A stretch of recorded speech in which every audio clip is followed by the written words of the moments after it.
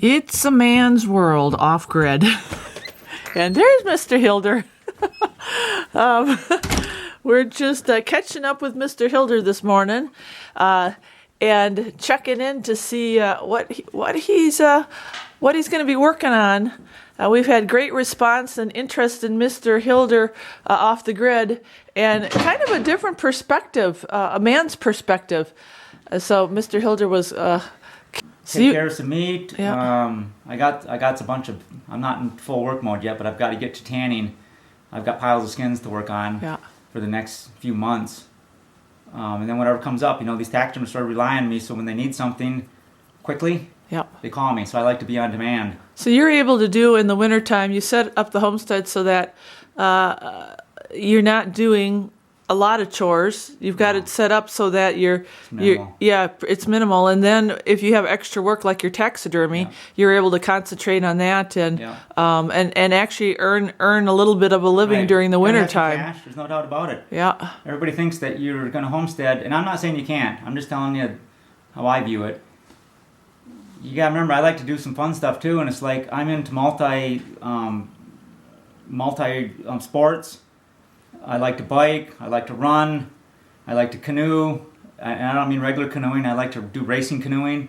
I like to fish, so I gotta have fishing equipment. I have canoe for that. I like to ice fish. I like to do it all. I've got archery equipment, recurves, compounds, make arrows.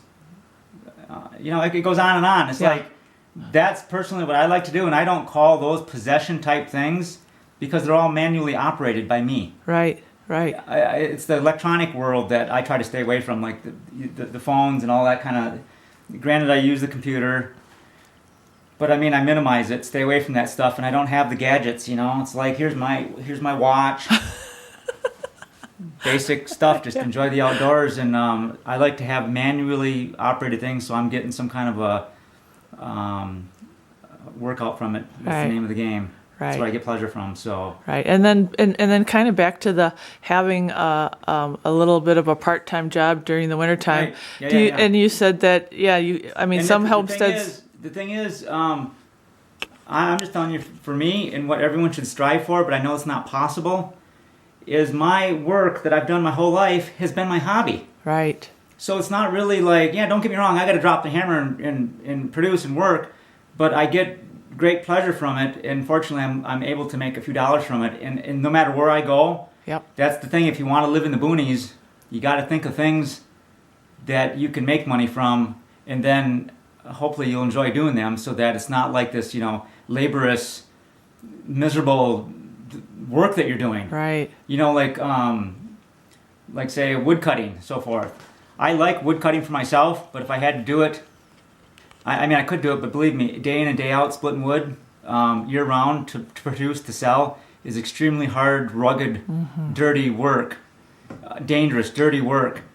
It's not something I want to do as my hobby to make money. Right. I'd rather do, but if that's your passion, I'm not saying, but if that's your deal, and you whatever, hopefully you find the niche, right, that whatever your passion is and good at, and you can make a few dollars at it. All that stuff's out there, and I know it's the new thing of the era of computers and electronics and stuff, and it's like you can be up in the boonies here, and if you can do online stuff, I'm not familiar with any of that stuff, but if that's your deal and you're good at it, and you can make money from home, what the heck? Go for it. Yeah. It's all about being independent and running your own show. That's what I'm about, running my own show. In fact, the guys I work for, it's funny, I do work for them. And obviously I'm friends with them, and they say, after they get to know me, they're like, oh, we don't really see you working for anybody, like going to their place and working for them, being on time, and that deal. That's not what I'm about. I get up at 4 o'clock in the morning, I'm going to start working. I'm not doing nothing at 8 o'clock at night, I'm going to go do some work. Punching in at 8 to whatever, 9 to 5, that's not for me. Yeah. It's just not. It's never been for Mr. Hilder. When noontime comes and I need to take off and do whatever, I'm doing it. I'm not asking somebody, can I go take a lunch can I go break? hunting today? That's just my mentality, and I don't want to sound cocky about it, but that's just how I've done it my whole life. Yeah. Fortunately for me, it's worked out that way. I make things happen, and Well, tell them when you were younger, what was the story about when you were cook, and it was during hunting season, and I just tried to do I was young, jobs were hard to get, and I was a cook. I liked it. I was able to be involved, get some food, and also make some money. But the people that hired me, they're like, so when hunting season comes, I go, oh, I don't know. I don't know about working during hunting season. That's really not part of the plan. Well, most places, like, we're hiring you, we expect you to work here for the year, like year round, not quit and do all this kind of stuff. And so I was sitting up in the tree, and I just thought, my makeup you cannot pay me enough. There is no dollar amount that you could get me to come to work. If we're going to give you $100 an hour, you come work in November. It's not happening. It's not happening. Several jobs people have offered me more and more and more. I'm like, there is no amount that you can offer me. Don't you understand? It's not about the money. It's about doing what I want to do, and I did this throughout my whole life, so I've gotten a lot of pleasure from it. When you get older, not that I'm old, but I'm getting older, your days are numbered. Better make sure that you didn't spend your whole life in that cubicle. Because I'm telling you, there ain't no pleasure from that when you look back. I look back at my life, and man, my life's been one big rodeo. It's like work, and my hobbies have all sort of been the same. And somehow I've been able to carve out my own thing, niche in the world. Yep. But anyhow, as I was sitting in the stand, it's like I felt bad, so I'm like, there's no way, I gotta quit. I can't work. And this happened on several occasions.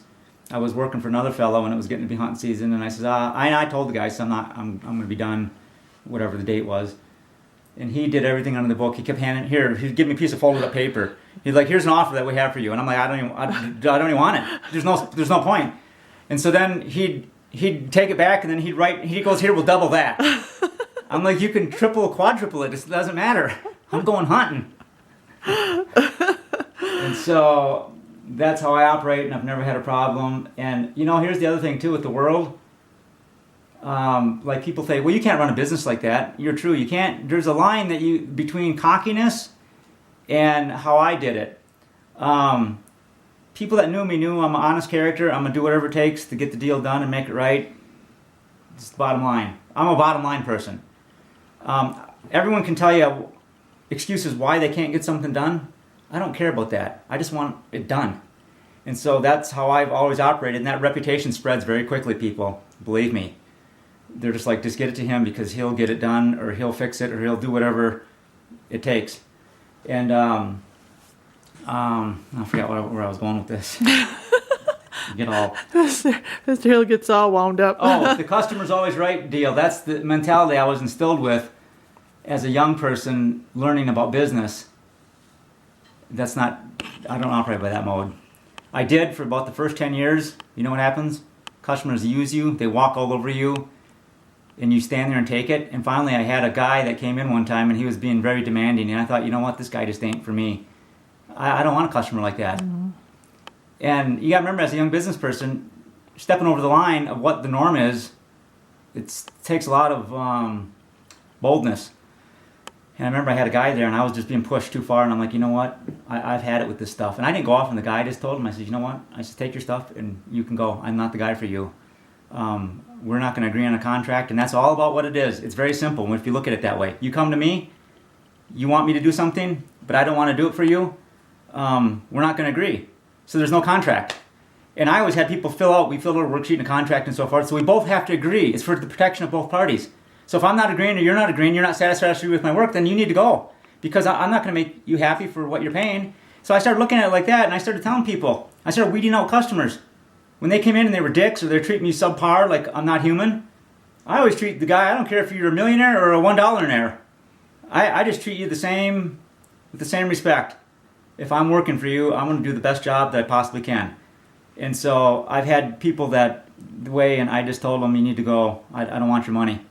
And that really, it puts them in a defenseless position. Mm. And they're like, we're gonna tell our buddies. I'm like, that's fine. Take them with you too, because if they're like you, we don't want them. My other friends were like, you can't do that. You're gonna lose all your business. My business shot through the ceiling because people knew. Bottom line, no screwing around here. You ain't gonna come in here and be like a not a human type person. And so that's how I started operating life. It got nothing but better. Stress went away. Before you're stressing all the time because you're dealing with a-hole people. Why do I want to deal with a-holes? And things just get better. You meet better people. And it's just all around